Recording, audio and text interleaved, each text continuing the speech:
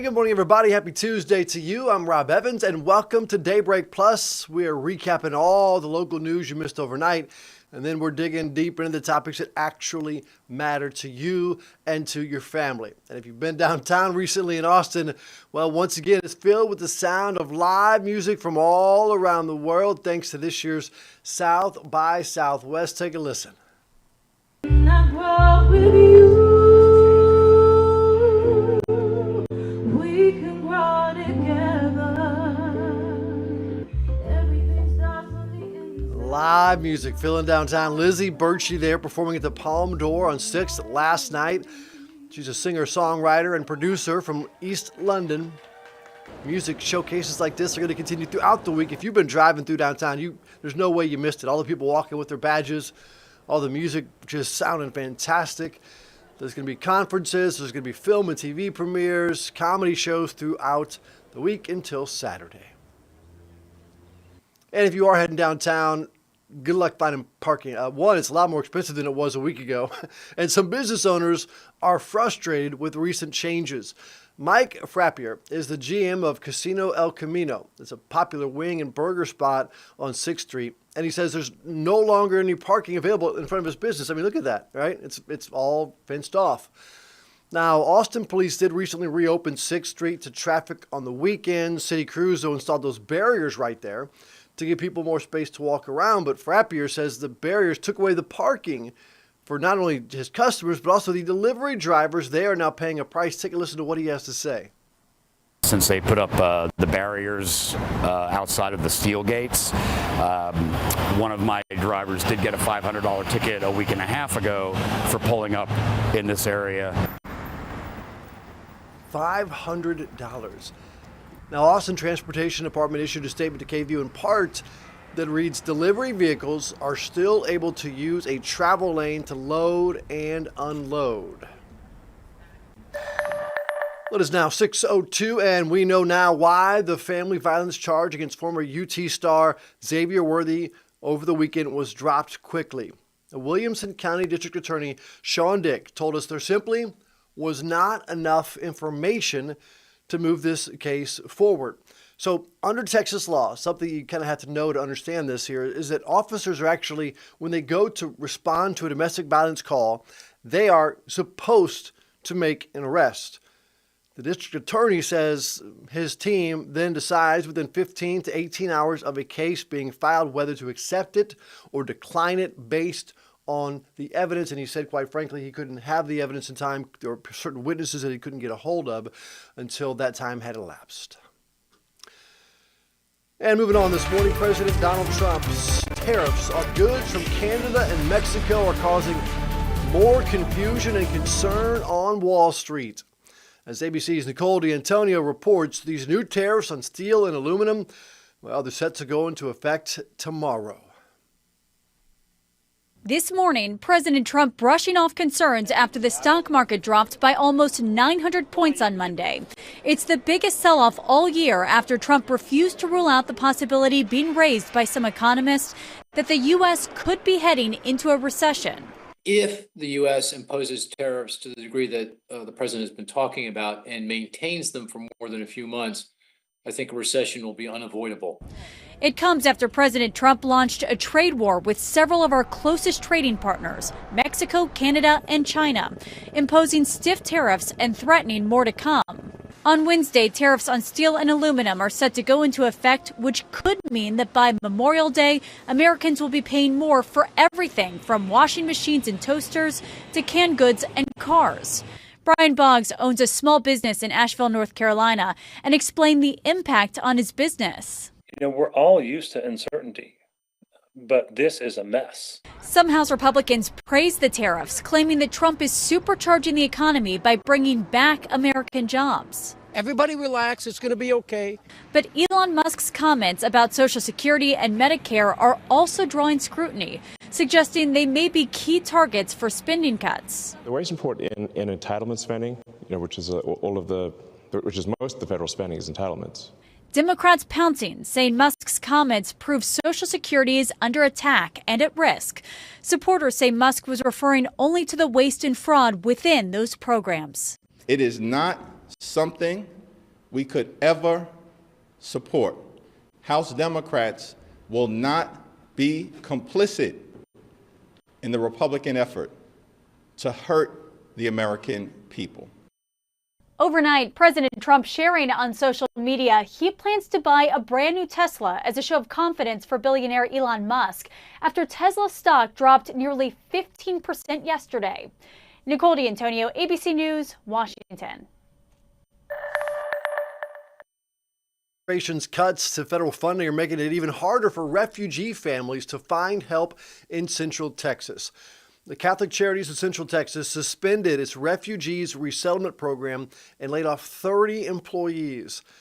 Now, before the funding cuts, the nonprofit integrated hundreds of refugee families, helped them find jobs, enrolled them in benefits programs, and guided them through school systems. Take a listen to what they did. Because these services are primarily federally funded, and unfortunately, we have not received reimbursement for these services that we've provided since the funding freeze was announced in January. Refugees can still take advantage of 6 other programs. They include mental health support, pregnancy and parenting supports, financial help as well. The nonprofit simply will now focus on those programs. Well, it is 7:06, not 6:06. I was told that I said 6. Look, daylight saving time, Grace, the clock's still wrong back here. Send somebody over here to help me out. You know, I have been hearing you here in the studio saying 6 o'clock, and I was wondering about that, but it's okay. You know, we're all just jumbled up since we moved the clock so forward, and can't really blame you. As we head into this week, though, you know, we've got a mix of conditions for our forecast, mainly some fire weather risks, as well as very warm temperatures coming into Austin. All right, so we have the first lights of our Tuesday going on right now. A little sunrise there, 39 at the airport. A little bit chilly for a few of us this morning, but also pretty warm for a lot of us this morning. We're in the 40s and the 50s mainly across the area, especially for areas like Travis County and up towards Williamson County and down towards our southern areas in Hayes. Now, current temperatures across the region, 36 degrees in Llano, comparatively to 46 for Burnett, 45 for Mason, 50 degrees for Austin, and we're sitting in the mid to upper 40s for the coastal plains as well.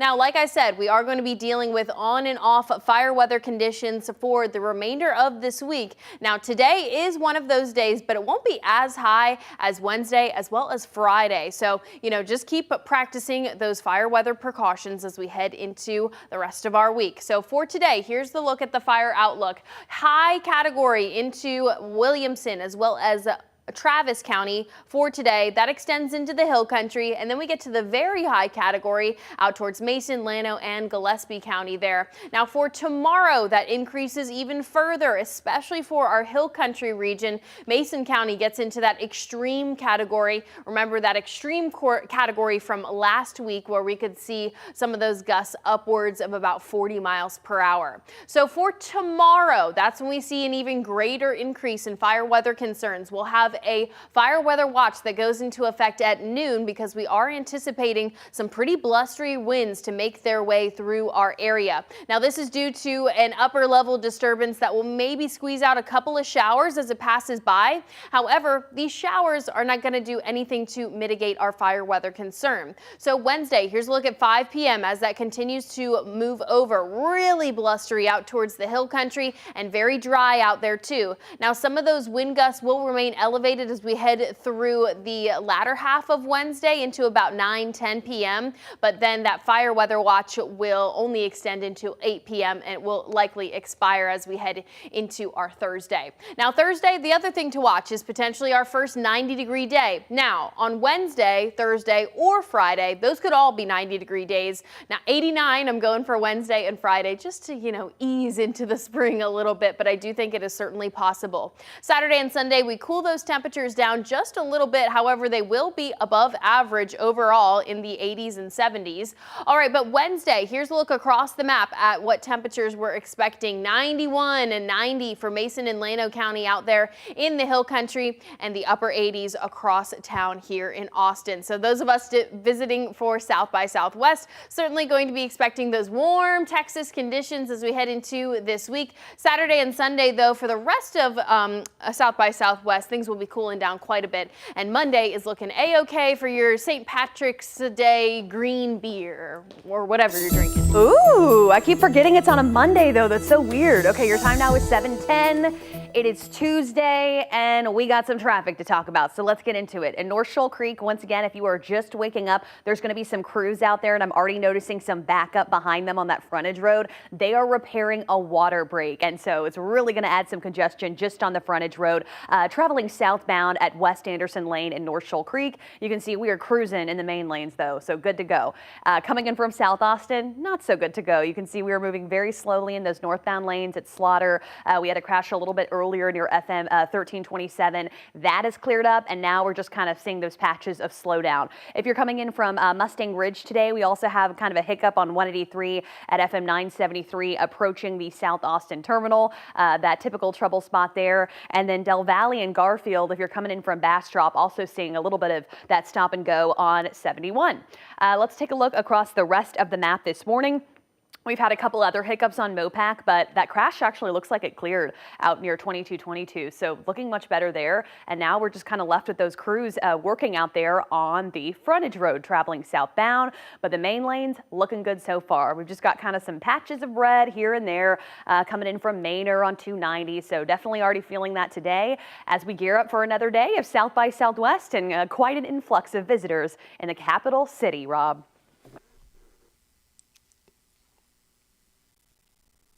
All right, Hannah, thank you. And it's a 7-11 right now to expand on what Hannah was just talking about there. The two left fronted lanes on Mopac near Anderson are closed, as she said, and they're repairing water lines. What you're seeing right here is video from them working on it overnight. A whole lot of pavement had to be removed, and if you've ever done plumbing, you know how hard that is, right? Imagine on that scale right there.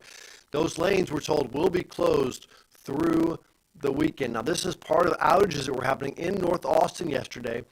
The other outage is near Pillow Elementary School. That's near Burnett and Highway 183. People in Blanco County need to boil their water today. Also, a water main break yesterday caused an outage. We see a lot of these when it's freezing out, right? But now when the temperatures are warm, people in Blanco, if you're living there right now, you need to boil your water for at least 2 minutes before you use it to cook or to drink. It's coming up on 7:12 right now, and this morning the growing measles outbreak in Texas, as we've said, has become fatal. Today, state health officials are expecting to update measles case numbers in West Texas. As of Friday, 198 cases in that region. Now, we know the best way to fight measles is the vaccine, but some cities are running into supply issues. Angela Solis is the Lamar Plaza Drugstore's Director of Clinical Services, and she told us more than a week ago their supplier actually ran out of the vaccine. They scrambled to try and find someone else. Now, though, she says they're stocked up. They have at least 200 doses at one store. You see that guy's excitement right there. 150 doses at the other store. Solis says there was a fear they wouldn't be able to have the vaccine on hand, but now it's getting a little better. Take a listen to what she has to say. That's why we jumped so hard and so fast to try to make sure we could keep it on hand. And the demand's there. And it's being given to adults who don't know their vaccine status. It's being given early to children before the recommended schedule now because of the outbreak. Now, Solis says adults who are unsure if they've gotten the measles vaccine should talk to their doctors. Again, talk to your doctor first. And if you do have measles, by the way, don't go to your doctor. Call them on the phone, stay at home, isolate, and then have that conversation. 7:14 right now. It was 5 years ago today, believe it or not, that our lives changed forever. The COVID-19 pandemic was declared a global emergency. ABC's Danny New has more on how it led to inspiring examples, though, of resilience. Today marks 5 years since COVID-19 was declared a pandemic, and in the half-decade since, we have seen inspiring examples of resilience and self-reflection. For Hunter Rogers in Phoenix, that was his love for making pizza. It was around COVID when kind of everybody had a big look in the mirror. During that time, Hunter started experimenting with how to serve up a mean pie, and fast forward 5 years, he's just opened up a unique restaurant called Pizza to the Rescue, which donates 25% of its pizza sales to the dog rescue next door. That rescue was founded by his now fiancée. Meanwhile, for Aiden Muse and his now viral chickens in Wisconsin, the shutdown suddenly brought him his life's biggest hobby and passion. When COVID hit, my mom and dad bought me a banjo just to bring a little bit of happiness into my life. Aiden had plenty of time to practice, and 5 years later, he is touring the country as an internet-famous banjo prodigy. He usually leaves the chickens at home, though. And then in California, necessity became the mother of reinvention. Sounds familiar, doesn't it? When the Sacramento History Museum had to close its doors in the shutdown, its social media manager turned to its then 83-year-old volunteer who ran its nearly 200-year-old printing press. And you said, what's TikTok? Howard's printing tutorials quickly went viral, leading to the museum becoming the most followed museum on TikTok in the world with nearly 3 million followers. We have a cut here. Of course, I'm sure these three folks still wish the shutdown never happened. But stories like these where people could find silver linings in a dark time will serve as part of the pandemic's legacy. But a lot of people will say, aren't you that guy? And I said, yep. By the way, our guy Howard is still going strong in Sacramento, 87 years old now, and just taught everyone how to print a clock for daylight saving time, so you didn't forget to move the clocks. In New York, for ABC News, I'm Daniel Neal. I needed one of those clocks over here. I keep saying it's 6:16. It's 7:16 right now. Another thing we learned how to do is pivot, right, after the pandemic, but hopefully you made it through just fine, and maybe learned a couple of new hobbies after what happened in 2020. Well, on to politics now. At the Texas State Capitol in a couple of hours, the Texas House Committee will take up their version of the school voucher bill. Now, this is different from what the Senate passed more than 2 weeks ago. Under House Bill 3, students will get 85% of the estimated statewide average amount that a public school gets per student. Now, we don't know the exact amount, but an estimate is about $10,900. The number could and probably will fluctuate over time. The Senate's version gives each family at least $10,000 a year to pay for private school. The total cost of both plans is $1 billion. Now, of course, last session, plans to create a school voucher plan failed to pass in the House. This session, the governor says House Bill 3 has the votes to move forward. Educators from across the state are urging lawmakers to pass what they're calling an Educators' Bill of Rights this morning. The American Federation of Teachers rallied at the Capitol yesterday, calling for legislation that covers a number of things, talking about fair wages, secure retirement, a safe working environment. They say teachers and other school staff, well, they need the raises. Take a listen to what they have to say. And all of the classroom aides and custodians and food service workers and bus drivers in our schools deserve respect and a significant pay raise from lawmakers just like I do. Without them, our public schools do not run. And without our public schools, our communities will not survive. That was a teacher, Charlie Banks, right there speaking at the Capitol. The group is also calling on lawmakers to oppose what they call private school vouchers. And of course, we will continue to follow this situation. And speaking of situations, if you've been to the grocery store, we've been talking about this for a while. Egg prices just continue to shoot up. I mean, they are getting ridiculous, and they're just going to keep getting higher because of inflation and because of the bird flu, mostly because of the bird flu. And with soaring prices and a whole different variety of eggs, you might want to say, what am I really getting for my money? Consumer Reports decipher those confusing egg labels and explains what they mean. Here's Jenny Lee. You know you're paying more for just about everything at the grocery store, but no price hike has caused as much chatter as the cost of a dozen eggs. The Elliott family of 5 buys eggs in bulk. This carton of 18 eggs was $10. Kind of crazy how high and expensive eggs could be now. We like to make chilaquiles, tree-sewn egg, deviled eggs, scrambled eggs for the kids with their waffles. With slim pickings at the supermarket, you might be unable to find your usual brand or variety. We have been trying to do more like organic or cage-free. Cage-free means that the hens are not kept in cages, but it doesn't mean they're clucking around in the fresh air and sunshine. They can still be kept indoors, often in crowded conditions. An organic label means eggs come from hens fed grains without synthetic pesticides or GMOs. The birds cannot be raised in cages or given antibiotics. They must have some outdoor access. Now, there's no standard definition of pasture-raised. However, Certified Humane or the American Humane Certified labels require chickens to have access to a pasture with enough space for natural behaviors like pecking for seeds and bugs. Free-range birds are not kept in cages and have outdoor access, but they can still be raised in crowded conditions, and the outdoor area can be tiny. Consumer Report says the words farm fresh and natural are basically meaningless. All eggs come from a farm, even if the farm is a big building where chickens have been packed into cages, so this labeling claim has no value. The term fresh generally means that a product hasn't been frozen, but eggs in the shell should never be frozen. Also, an egg is a natural product, so slapping natural on it has no clearly defined additional meaning.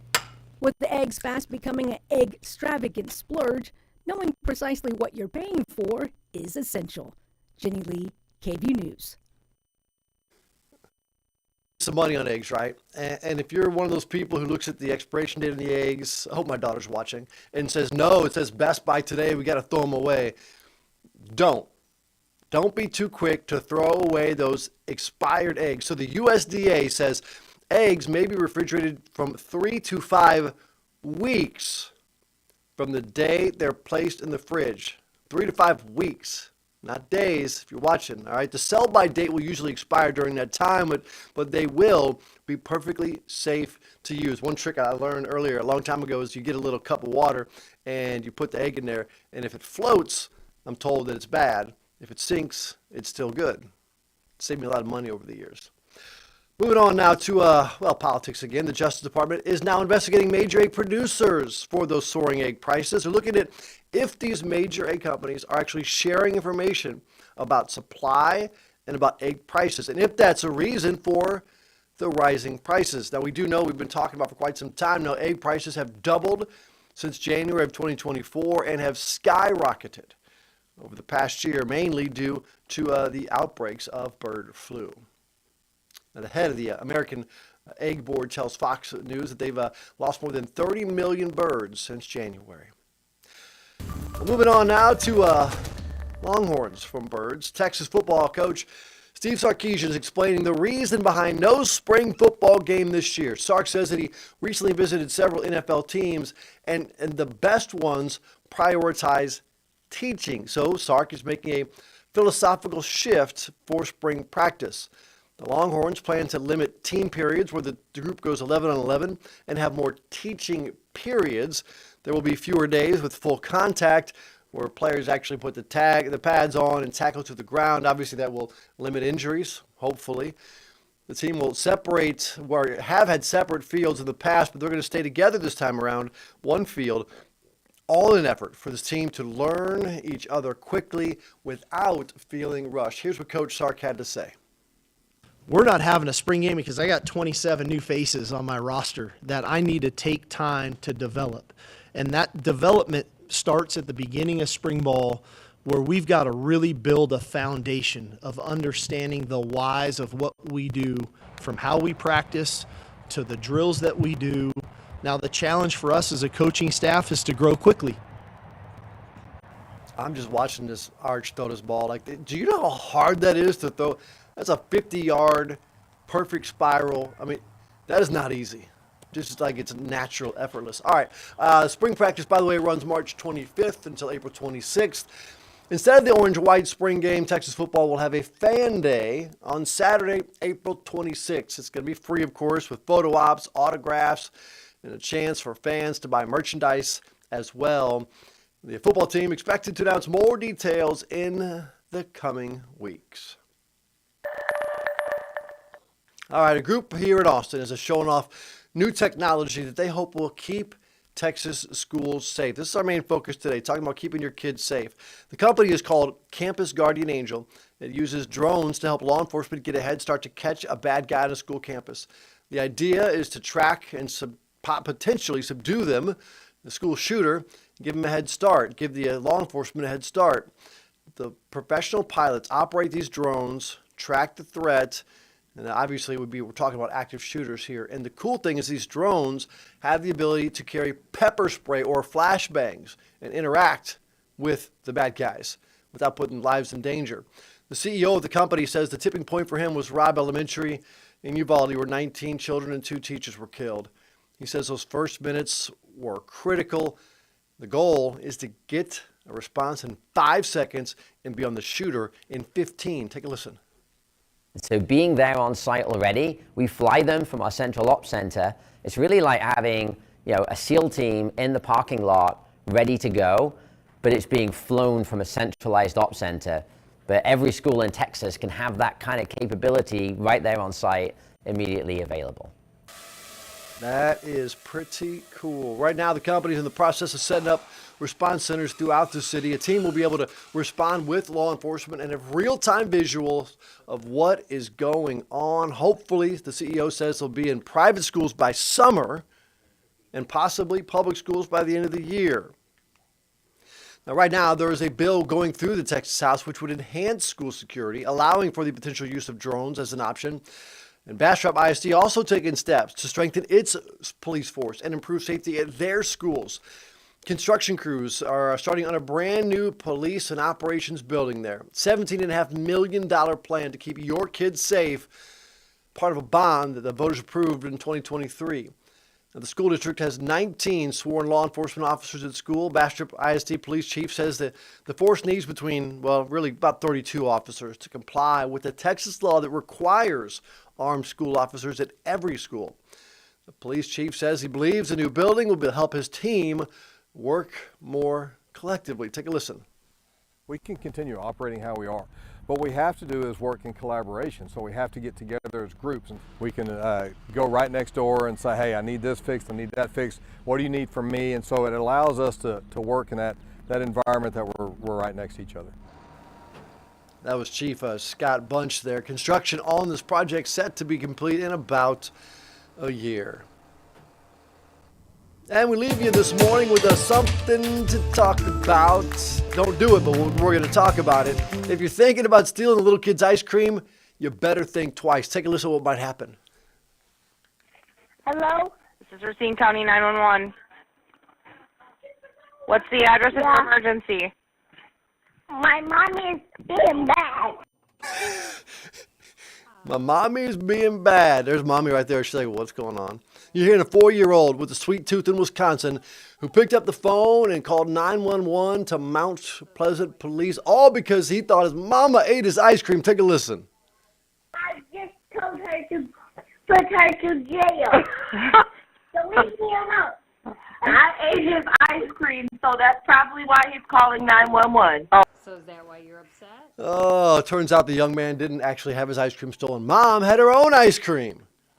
Never assume, right? Police officer stopped by anyway, making sure everything's okay. And then the next day, as you see here, they came back with ice cream. My goodness. Don't call 911 for ice cream, but what a cute story, right? That's it for Daybreak Plus. Let us know what you would like to talk about. Message us at 512-459-9442. You can also message me at Rob Evans TV on Instagram, on Facebook, or on X. And please stick around because Daybreak continues right here on KVUE Plus. Go get some ice cream. Goodbye, everybody.